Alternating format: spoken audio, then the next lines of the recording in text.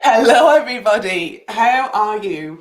And welcome to Totally You Talks. I'm Laura Brunton, your host, and I'm joined by the fabulous Jasmine Richards. Hi, Hello. Jasmine. Hello.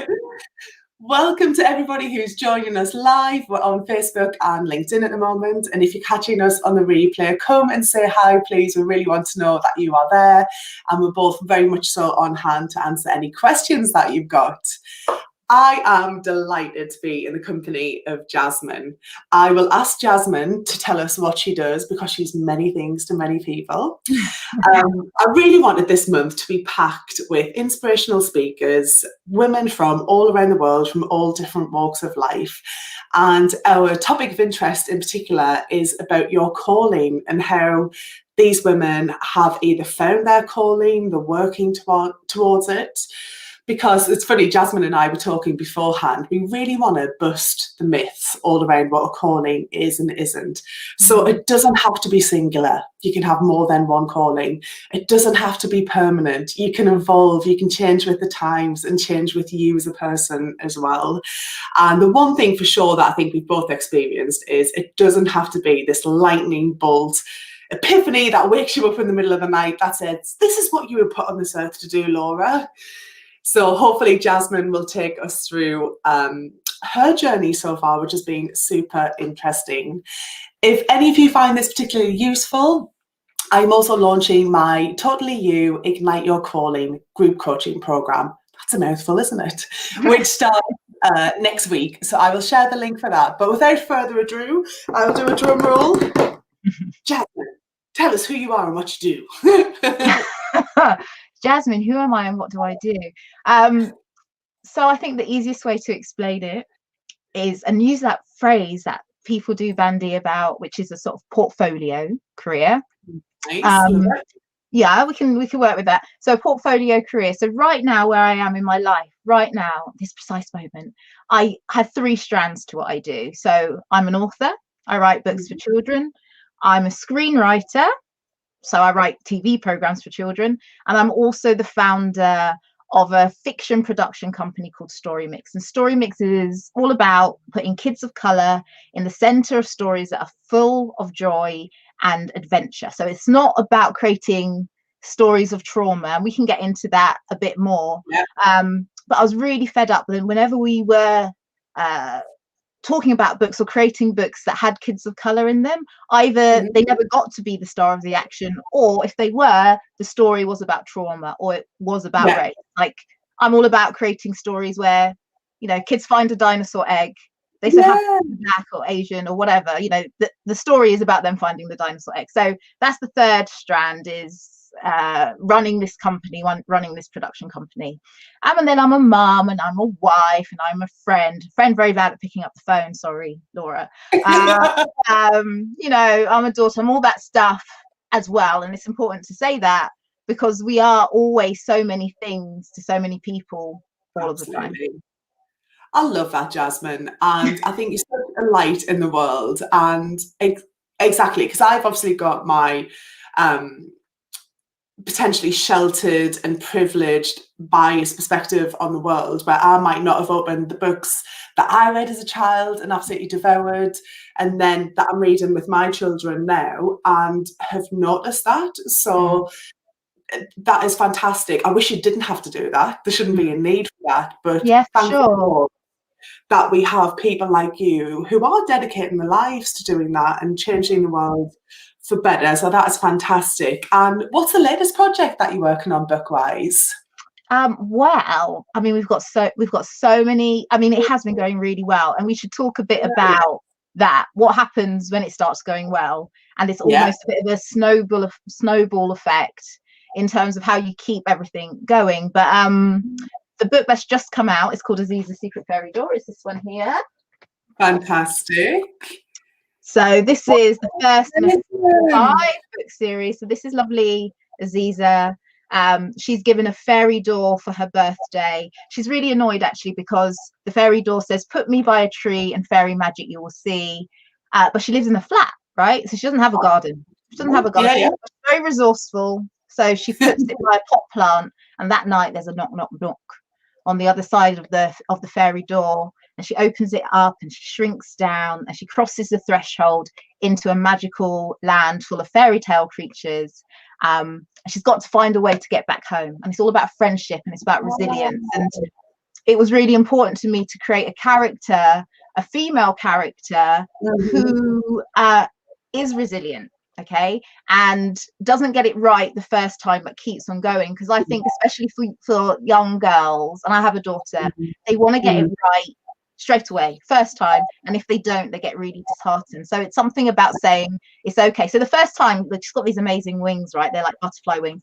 First time she tries to fly, she's completely expecting that she's going to be able to, because that's what happens in books, right? And she can't do it. Really disheartened. But her new friend sort of says, you got to wiggle your shoulders a bit, and you got to believe, and you've got to be positive, and you'll rise up. I mean, talk about being didactic. I'm saying to kids, come on, believe in yourselves, and you will rise. If you feel like first. Yeah, anyway, first in a 5-book series. Macmillan is the publisher. We've got the Ice Cat mystery coming out in October as well, which is lovely and Christmassy and has ice skating. So yeah, it's all going well. That is awesome, Jasmine. I'm going to get that for the boys right now. Yeah, I think it's an important message. And I remember you saying to me years ago, because your kids are slightly older than mine, about how the schools now and parents are really encouraged to emphasize to kids and reward them for their efforts and behavior, not necessarily what their skills are. So it's not you are clever, it's you worked really hard at that and you solved that problem. And like, what an amazing life message for kids and life. Yeah. It's like, you can't do that, you can't do it yet. I'm always saying that to my kids. I can't do it, I can't do it yet. But we gotta try. You know, and it's okay to try and fail and try and fail. You know. What else is it to do? That is life, isn't it? And if everybody succeeded first time, I mean, the world would be a pretty boring place, wouldn't it? We wouldn't have that grit, we wouldn't have that resilience. Sure. Wow. Okay, so honing in on, I know, first of all, I love that word portfolio. And it's something that I had never really came across seriously, I would say, until about the last 2-3 years. I think COVID's definitely accelerated that. So I'm sure everybody watching, hello again if you're there, let me know if you've heard of that, which is where you don't have to do the traditional Monday to Friday 9-to-5 job, one employer, one source of income, one main purpose, unless that's what you want to do, which is obviously fabulous. And in kind of short, my journey from going from being a HR leader in a big corporate company to now being a coach, a mentor, speaker, a consultant, I love the fact that I can channel my energy and skills via different vehicles and different mediums to reach the people that I want to impact. And it sounds like you're doing exactly the same. And my question is, for those people that would be wanting to start off somewhere, Jasmine, and it might be that they do have a clear idea of their calling, or it might be, oh, I'm feeling really drawn to being more creative, to writing, to maybe even think about having a book published at the end of it. Like, where would you encourage them to even start? Okay, so there's quite a bit to unpack there, because when you started asking that question, I thought it was going to go in one direction. I also want to talk about that direction, but I'm going to talk about the writing first. Any direction. We'll talk about all the directions. All right. We'll talk about the calling thing first. So when I was on maternity leave with baby number 2, so at this point I worked for a big publishing company, senior editor there, and I'm on maternity leave, and I went to this amazing workshop run by a woman called Erica, and we did this exercise where you had to think about anyone who's ever paid you money to do anything, right? Anyone from the age of 16, I don't know, you might have been 12 and did the paper run, all the way through your life, and sort of map that all out. And I did that, and I saw 2 distinct themes. Okay, so there's the theme of books, always books in one iteration or another, and there was another theme about access and equality, and those are the 2 things that I've been paid for in my life, and they're the 2 things that I'm passionate about. So then I was really thinking about I know I didn't necessarily want to go back to this big publishing job. Okay. Yeah. I felt that in my gut. I knew I didn't want to do that. I think baby number 2 can do that for a lot of people. Sometimes it might be baby number 3. Sometimes there's no baby involved, right? Yeah. But I just knew I needed a different type of life to be happy, something a bit more flexible and on my terms. At the same time, my eldest child was moving on from picture books to first chapter books, and you know, I had to hustle to find picture books that reflected our family. But you know, I'd order books in from the States. I would, you know, I work in publishing, so I know what's coming out. But when we were moving from picture books to chapter books, I literally could not see him anywhere. This child who I'm nurturing, growing into a little bookworm, and there's nothing in his life so far that has told him that this world of books is not for you, right? And a 5-year-old or 6-year-old is not going to vocalize to you, really, I'm not in these books. But what you might see is a turning away from books to other forms of media where they're seeing themselves. So it really hit hard for me at that point that I'd worked in publishing for 15 years. I'm a really driven person, naturally, an achiever, I suppose you would say. I'd worked in publishing, and I just wanted to be known as a great editor. I didn't want to be known as that great editor who publishes black books because she's a black editor. I just wanted to be known as a great editor. So I think I was running in the other direction, you know, of finding the talent from these underrepresented communities. And then those chickens came home to roost. Like, they're roosting all up in my house, because there is my son, and we cannot find a book. We cannot find a book for 5 to 8-year-olds that puts him in the center of the action, tells him that he can be a hero, right? That his family are important, that his life experiences are important, literally invisible. So with these two things sort of happened at the same time, that I realized what I'm good at is about access, equality, and books. And then this very personal need, my own child. And then I thought about all those other parents, and aunties and uncles and grandparents looking for books. And then beyond that, everybody should want their children to see all children as potential heroes, right? Because if we want an empathetic society, then we need our culture to reflect that anyone can have the power, that anyone can be the winner. What things are we telling children when you only see one type of hero? So you're telling one group of children you'll never be the hero. You're telling the other group of children you can't ever perceive these people to be heroes, right? Or equal. That's what you're saying to 5-year-olds when you're not showing a diverse society in kids' books. So that's a very long answer to the first bit of your question. Very long. You know I'm a talker, Laura. But all of it, that which is not your role at all, but that in itself is an education for me and a reminder for me, and hopefully for everyone watching, not just from a children's publishing perspective. It's the whole inclusivity message, isn't it, as well, and for all of us to just keep opening our eyes and not making assumptions that everybody else sees the world the way that we do. There's so many different paradigms, angles. So no, I thought that was very eloquently and passionately put. So thank you. Part B, part B. Part B is about the writing, right? And about becoming a writer. So I hear all the time, this is not in a neggy way, but I hear all the time, you know what, Jasmine, I think I've got a book in me. Yeah. And I go, that is wonderful. I want to read that book.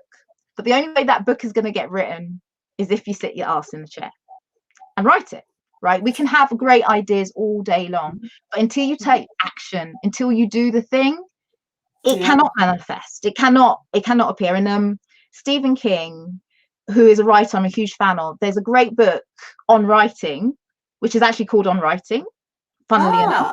He talks about his craft and his practice, and he says a book only gets written one word at a time, one sentence at a time, one paragraph at a time, one page at a time. That is the only way you're going to write a book. There is no shortcut. There is no shortcut. You need to sit down, you need to write the book. And my advice would be write a little bit every day. Even if you tell yourself, I'm only going to do 20 minutes, I'm going to do 20 minutes, and I promise you'll end up doing more. But it's the practice of sitting down and doing it that is going to get that book written. Absolutely. That is such great advice on so many levels. And I think what came out for me there as well, Jasmine, is it's about forming good habits. And I know that when I talk to my clients about habits, and I'll be honest, I don't hear the word habit and go, wow, that sounds so sexy, tell me more, Laura. I'm like, oh, habits. But that is the truth, isn't it? If you want to get good at anything or you want to explore anything, James Clear, who wrote Atomic Habits, he will say you've got to get the reps in. And that's not just physically. If you want to run a marathon, if you want to be able to lift a certain amount of weights, you cannot, I mean, it's fabulous to have it up here, like this is where it starts. But you need to force that action through your body. And like you say, pen to paper, fingers to keyboard, get those running shoes on, walking trainers, and head out the door. Even if you can't run a mile, just walk to the end of the street and back, and then just build it up. So I think that's great advice. And you had me at Stephen King. I'm just looking at my bookshelf here. I must have. I know you love a bit of Stephen King. I was always passing them off to you, wasn't I? Yeah. Wow, that is such good advice. And do you know, sometimes we get overwhelmed when we think of the art of what could be. So did you have any hopes, expectations, dreams, like even 3 years ago, that you'd be sitting here with this really successful portfolio career of being the published author, of being publicist, editor, screenwriter, and you need to tell people about who you write for too, because especially those with parents will be interested. Did you ever think it could come to this? And then second part of the question, where could it go after this? Yeah. So, I mean, oh my gosh, like what? All right, let's deal with the screenwriting bit first of all. Yes. So, I decided I was going to start this production company. So, I used to get lots of fan letters as a children's author. So I've been writing kids' books for over 10 years now, and I tend to write fantasy adventure, big adventure series for kids. And I've always had you know, an inclusive cast, because I'm going to write myself into the stories I haven't seen before, right? So I'd get fan letters saying, thank you so much for creating this story. It was such a treat for my child to see a Black child as a hero in this fantasy adventure about Norse mythology. Like, thank you for that. And those fan letters would always mean a lot to me. But I also realized that I'm actually not the fastest writer. I'm really not. It takes me ages. I procrastinate loads. I know I said sit your ass in the chair. So I'll sit in the chair and then I'm on, you know, YouTube. So I'm terrible at procrastinating. And so when I realized that I wanted to make a change, that I wanted to very quickly get more books on the shelves that actually represented our society, I realized that I needed to start a production company rather than me just trying to write more books as an author. So it's about me conceiving the ideas. So you know, one of my gifts, and I own it, is I find it really easy to come up with great ideas for books. Like, you know, and there's other bits that I find really hard. There's other bits of the process I find really hard. The ideas has never been one of them. So coming up with the ideas, and then I realized I was fed up of being at publishing events, and you know, I'm one of only very few Black people in the room, right? So you see Mallory Blackman over there, you see Patrice Lawrence, you see a few people, it's always the same crew. So I'm like, okay, the second part of this business is about bringing through new talent. It's bringing through writers of color and saying that here's the vehicle, this is a fantastic idea, you're going to write it, I'm going to edit you, you're going to learn, it's an apprenticeship, right? We're going to get you published, we're going to get you paid, we're going to start a writing career. So I knew that's what the business model was.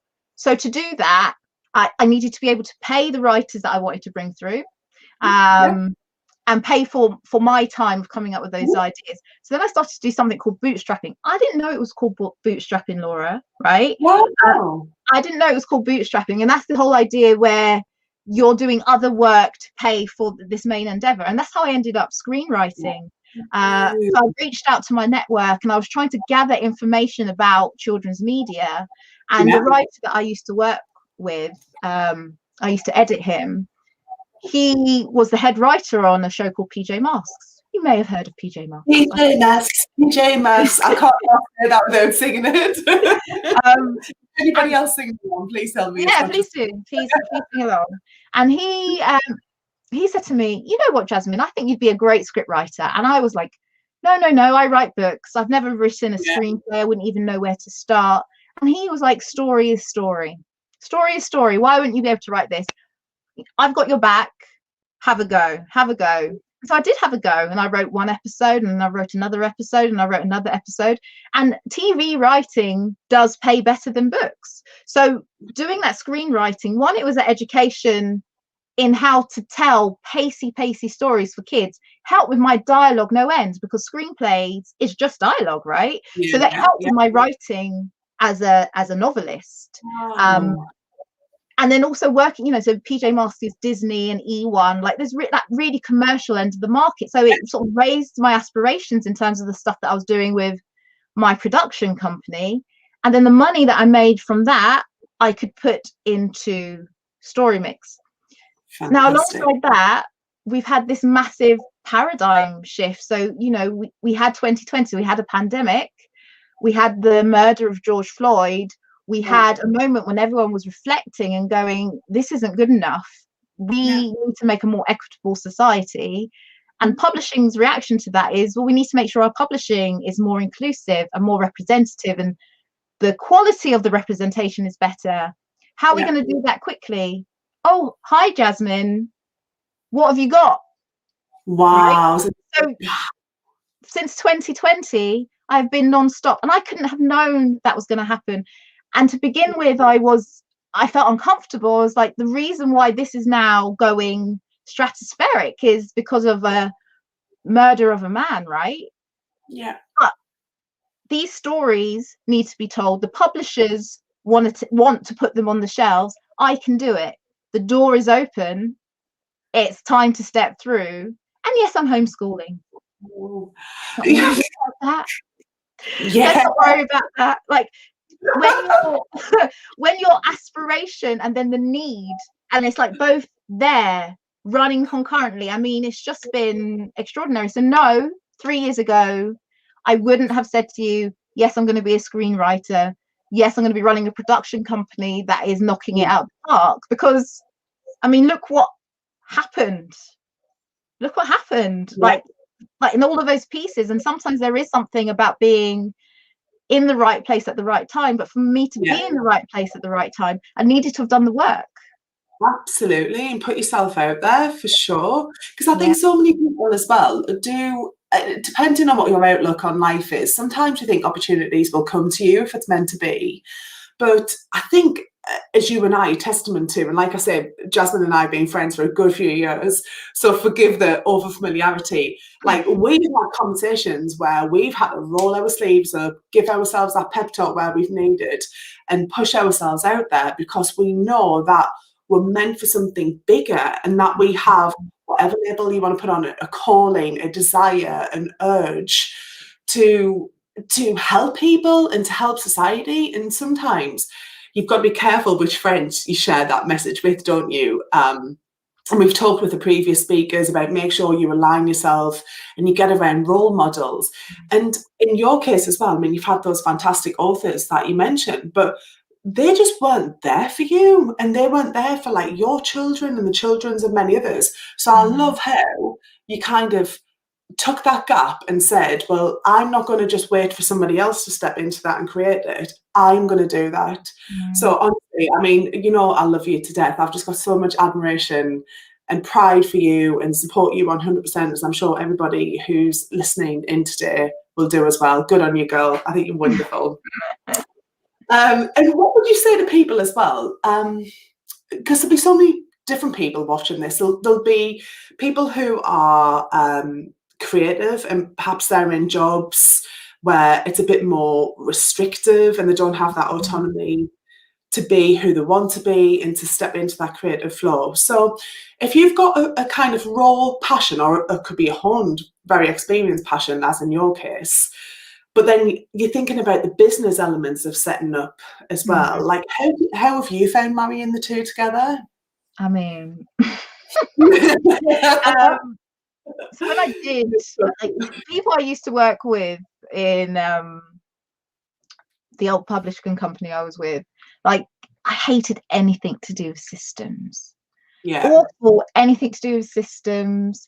I just wanted to be the big creative, and I wanted somebody else to think about that stuff. And I would normally find ways to make that happen, right? Yeah. In a big corporation, and they go, "Oh, Jasmine, you terror, but okay, I'll do that." I'm like, thank you. When you're running your own business, You're like, who can I pass this to? I'm literally like, Kids. No, there's no one. What your coordinates feels like. So yes, like running a business, actually, like the nuts and bolts of processes has been something I've really had to get my head around. And that whole thing we're talking about, growth mindset, like trying to work out about sort of cash flow and profit and loss, and it's like, I can't do that. And then I'm like, I can't do that yet, you know. Yes. But the other thing I would say is ask for help. And this is something I say to my children. I say only dumb people don't ask for help. And I say to my kids, what are you? And they're like, we're smart. I was like, why are you smart? Because we ask for help. I'm like, that's right. Okay. And I'm thinking about those that book about how to influence people. They look at people who are like awesome at what they do. And one of the top thing is they ask for help, right? That's what smart people do. So pretty quickly I realized that mentorship was really important. So I reached out. I had a fantastic mentor, so experienced in the world of publishing, and just generally she had been a mother, had a big career, so that was really helpful. Reaching out, I'm very lucky. I have family members who are great on the sort of finance side, and they would help me out as well. So actually asking for help is really key, but also just reminding myself, like, actually, if you don't have a firm foundation, you can have all of the lofty aspirations in the world, but if you don't have a solid foundation, then it's all going to fall apart. And you know, my work as a producer is to make sure that books are given to publishers on time, right? On time and on budget. So all of that processy system stuff needs to be sound, and it's an evolving picture. It's not perfect. I get myself into pickles, but just being aware of what your strengths are and what your challenges are is kind of key. Absolutely spot on. And to kind of summarize that, the expression I've heard a lot is to be working in your business. No, hang on, which way around is that? I'm going to mess it up, isn't it? Be careful to be working on your business, not in your business. So you don't need to be in the room. Delegate as much as you can. Like you said, ask for help. And one of the things that, and I'm so pleased you found it too, is there are so many amazing people out there who are really willing to help. Even if it's you ask them one question, you kind of slide into their DMs, be it on LinkedIn or Twitter or however else. Don't go in with, can I get like an hour of your time? Just show punching. Can you help me with this specific question? Or I've noticed you've done a fantastic job in doing this. And I think you're so right. It's just, it's gathering all those little nuggets and gems that are out there and the people who you can look to, see a bit of yourself in them as well. And just think, do you know what? I can do it.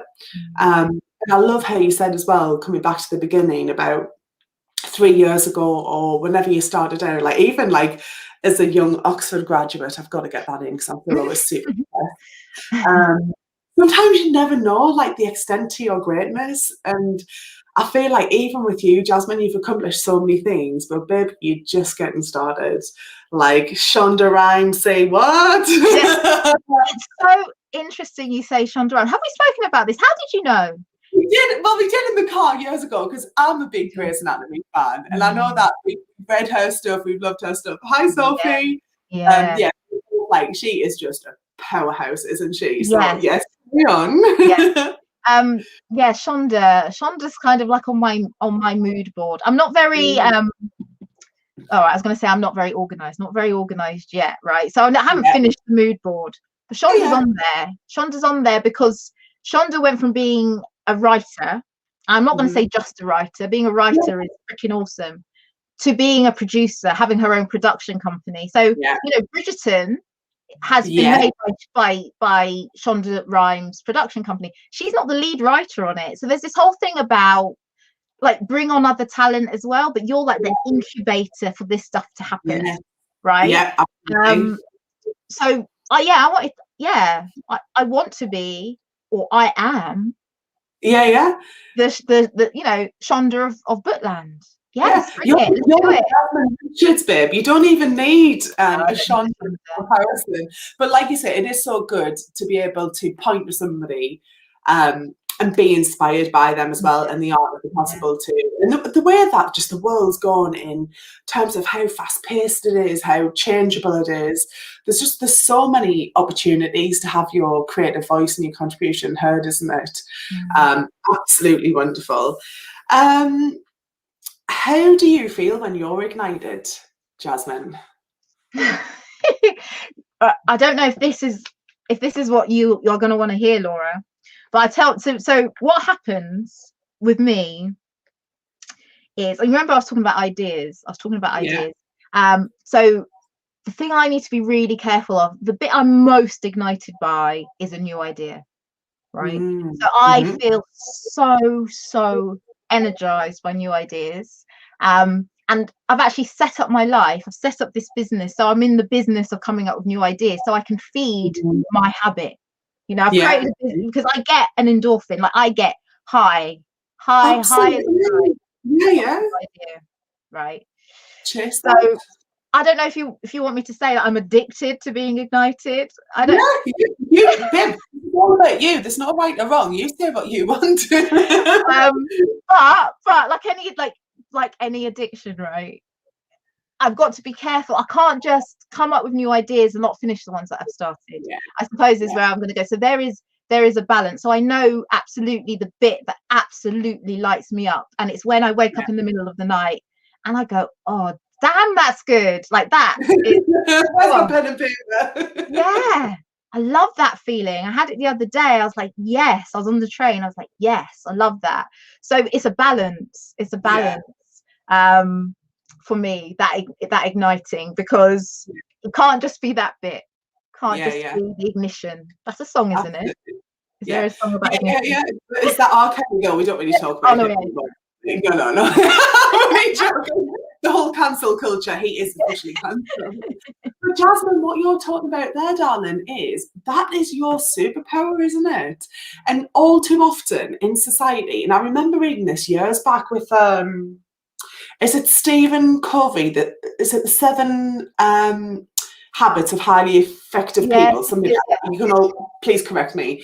And I remember it really stood out for me where he talked about, we try and have people as even as possible in education, in the workplace, in society. So you might have a real raw strength, talent, really good at something. Oh, but you're not so good at this, you're not so good at this. And what people, society, whomever tries to do is to get you to bring up the weaknesses to there. But if you think about the amount of effort, turmoil, stress in just getting that marginal increase to there, whereas if you put that much time and effort into making the good, great, or exceptional, or strengths, like, you know this, don't you? I don't think you said it and voiced it in that way. I'm not sure I did, but you're 100% right. Like, let's sit in the power. Let's sit in the bit where we're the most powerful. Yeah. Exactly. Help with other stuff. Thank you. And I love the fact that you're saying that actually I'm designing my business and my life around what I love, what I absolutely buzz off, what wakes me up in the middle of the night like that. Everybody watching, do more of that. Don't worry about the stuff that you may be never going to be like really good at. If you can, if it's impacting your life, become competent or outsource it. Get rid of it as much as you can. Or just be like, do you know what? I'm really average at that. Yeah, like that. I know the whole growth mindset, but it is what it is. Like, if you want somebody who's better at that, that's not me. But what I am really good at is ta-da. Definitely. And imagine a world where we had people who like were so clear on the strengths and just brought us so much joy. And that also is the biggest passion killer and dream killer of all time, isn't it? And we see it in education with teachers, in the workplaces, with our partners and stuff, like, oh, I wish you would do this more often, or you're never good at that. And you're like, yeah, but darling, look at all the things I'm really good at. So please listen to Jasmine, like, focus on the things that light your soul up and your heart up with joy, because that's where the magic is. The magic is not going to be found on whatever, crunching the numbers in spreadsheets or doing things where you can just feel your soul just slowly leaving your brain. Unless, so I have to give a shout out to Crystal, my sister. right? Crystal McGilvery, who actually does find joy in that bit you were saying, like numbers and stuff. I don't Yeah, understand it, but she gets, that's you see fantastic. it. So like, just sit in your power. Yeah, sit in Yeah, your yeah. power. Mm. That's such a good word as well, babe, about your power, isn't it? And try not to. I know this is all easy said then done. Don't compare yourself to other people, because we're all on these individual paths. The whole reason why I call my business Totally You is, I'll be honest, selfishly, when I was sitting down and thinking, and I was like you see all these coaches and they've got a specific stream, like, is it the confidence one, is it the empowerment one? And I just suddenly thought, you know what, I just want to be me, just totally me, no BS, no airs and graces, no like forcing myself down one avenue that if I change my mind I can't come back out on. And thankfully, thank God, it speaks to a lot of other women as well, and people who just think, yeah, like, wouldn't it be amazing if we could just be ourselves?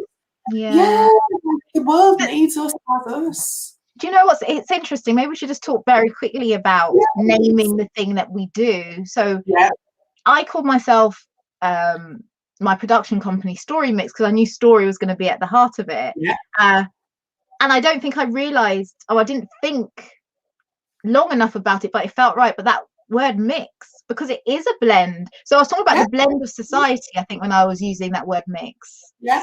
Love that. But actually it's the blend of the things that you do to bring you joy, right? So it literally is a manifestation of me, that Yeah, name. And so much of it is done unconsciously, and that just blows my mind, right? yeah, That something is guiding you. And I'm not super woohoo about yeah, it. I do feel like sometimes the universe is guiding you as well, but you need yeah, to be absolutely.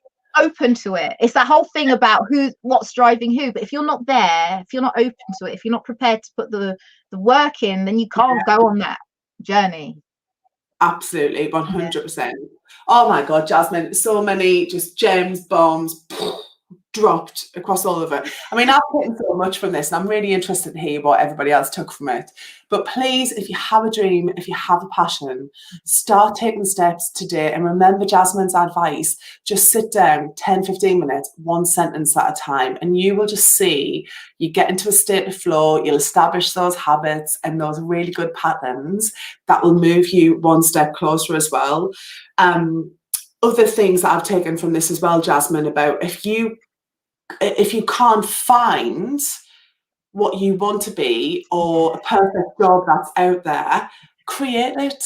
Yes. Make it happen yourself. And I know that that might sound like wacky to some people, but if you think about even the pace of technology, obviously global events, the COVID, like Jasmine said about Black Lives Matters, about Me Too, about the whole zeitgeist, everything that's going on in our society, the perfect time might not be now, but if you don't get on the front foot and start putting the feelers out and getting your voice out there, you might not be in that right place at the right time when your moment to shine I is mean, there. 100%, Laura. Like, what I would say is there is a lot of in this space, there is a lot of virtual signaling. So after Black Lives Matter, there was a lot of people talking about diversity in kids' books, but the people who were doing the work before it was trendy to do the work, like, again, you're sitting in that fact. It was like, well, dude, I I'm was here. here. I was Yeah. here. I'm doing the work, and I've been nurturing the talent, and these are the stories. So, and people know that. Yeah, of course. You see, so it's kind of, it's like the follow the thing that you love, that is important to you. Like, be the change you want to see. Just be the change you want to see. Yeah. Amen. Amen. Oh, Jasmine, you're so brilliant. I want this to go on forever and ever and forever. Amen. Jasmine's a friend, so you know I can just speak on whatever. But how can people watching, other than buying your fantastic book, which hopefully people will get out there and do right now, what are the other ways that people can get in touch with you, Jasmine? Yeah, what other ways? Well, there's all the social media ways. All the social Yeah. media ways. So on Twitter, I'm there as J Richards Author, and the production company across all platforms is just at Story Mix Studio. So at Story Mix Studio. And on Insta, I'm at Write On Author, and Write On as in WRITE. Yeah, yeah. Even the other way again would have been cool too. Yeah. I like it. I know. But you know what you can do for me? Yes, come and follow me on socials. But what I'd love even more is for you to go into your school libraries and go and have a look what's on the shelves, right? And if it's not reflecting our society, ask it to. That's what you can do for me. Give me a follow. That's lovely. But more I'm interested, because the thing is children are going to be the future writers, okay? So what we don't want is anyone ruling themselves out of anything too early. And sometimes it's just seeing yourself in that book that will mean that they'll go on to be a writer later on. So yeah, do that for me. Go to your local library, go to your school library, go to your local bookshop, see what they've got, and if they're not doing the do, ask them to. Where's the representation? And like you say, it's the whole of society, isn't it? It's not just about the colour of somebody's skin. It's, are there any disabled leads? Are the people with different gifts? Are the people who just I don't say look different, because then that gives the impression that there's a norm people are kind of dealing from. But let's just not have the same old characters. It's just, it's boring. We're meant for more, aren't we? So thank you so much for igniting that fire in our belly and our awareness as well, so that we can all do our parts. I will share with you all of Jasmine's links after this. I really, really hope this session has been useful for people. I hope it's put some fire in your belly and got you excited. Please reach out to us and let us know what resonated with you too, because I've got some more fantastic speakers coming up. And also, for anybody who's interested in joining my group coaching program, here's the link here. I'll pop that into. I would love to support you on your journey for sure. But for now, Jasmine, I think I'm going to have to love and leave everybody and say thank you so much for spending your time with us. Go and follow this amazing woman. She is a trailblazer, as you can see. She is making those moves, making up the whole of the system, society, the world. And I'm just so lucky to be in your company. Thank you so much for being you, Jasmine. Thanks we love for having me, Laura. Thank you. You're welcome. Take care, everyone. Speak to you soon. Bye. Bye.